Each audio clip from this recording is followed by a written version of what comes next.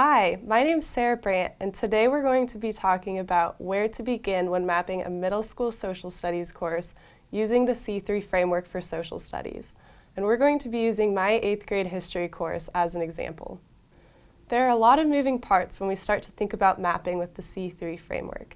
And as social studies teachers, we are probably already using standards and possibly a textbook, in addition to trying to keep up with current events in the world and in the community. It can be difficult to know exactly where to begin. Before I start mapping with the C3 framework, it's very important that I understand the overall purpose and structure of the framework. The inquiry arc is the process of learning that the C3 intends to take teachers and students through. It aims to approach studying social studies from the perspective of a historian or a social scientist, beginning with a question before jumping into content and research, and ultimately creating deliverables to show what you have learned. There are 4 dimensions in the C3 that walk you through creating this process for your students. Dimension 1 has you create compelling questions.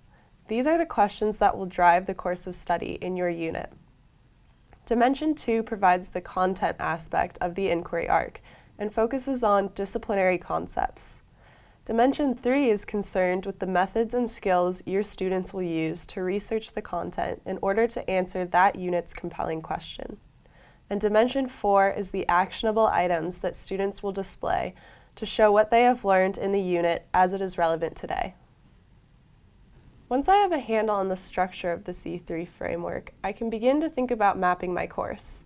I'll need to make sure I am prepared with my materials. In my case, that includes my state's social studies standards for grade 8 and the C3 framework for social studies for grades 6 through 8. I have printed out a copy of each of these and brought a pencil and highlighter so that I can make notes as I analyze each of them. Before I begin, it's also important for me to think about how my materials will work together to form units. Since I will be using the C3 in conjunction with the state standards that I am already required to align with, it made most sense to me to begin with the standards. So in my first step, I will read meticulously through the standards, jotting notes as I go through to help me start grouping them into buckets. For step 2, after reading through and grouping the standards on paper, I will group them directly in Atlas by drafting unit topics and aligning with the standards. In step 3, I'm going to start forming compelling questions to match my buckets of standards. I'm also going to go ahead and rename my units to more accurately reflect what the unit is truly aimed at. I'm going to try to keep it to 1 compelling question for each unit. Since the compelling question is the main point that my students are expected to explore and come back to throughout the unit, I want to make sure it is focused enough so that they don't get overwhelmed. If I have more than 1 strong, compelling question within a unit, I may want to think about breaking that information into more than 1 unit. In step 4, I'm going to take an initial pass at aligning to the remaining C3 dimensions. At this point, I'm starting to think about what resources my students may use to explore the content they'll need to know as they grapple with each unit's compelling question, as well as the type of skills they'll need to use those resources.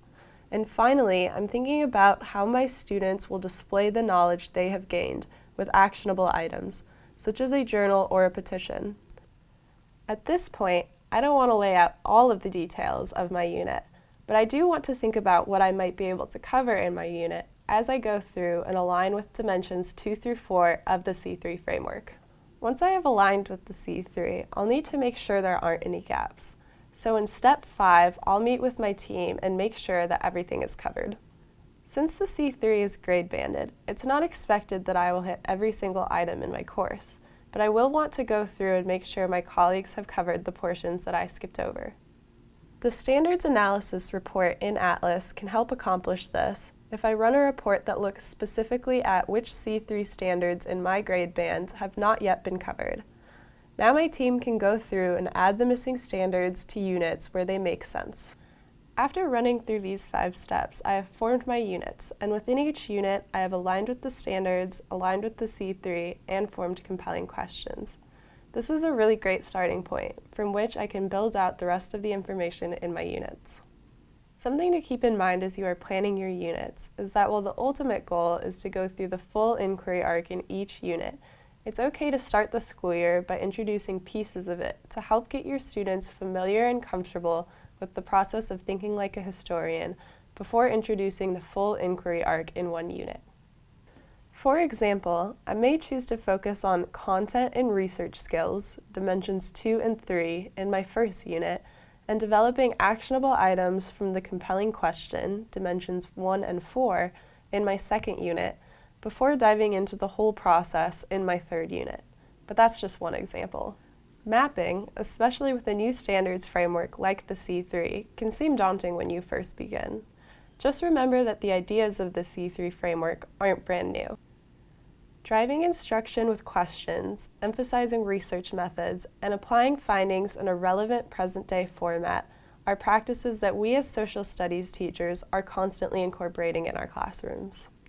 The C3 is simply a way to structure and emphasize those practices so we can become more purposeful with how we introduce those skills to our students. And remember, the Rubicon team is always here to support you.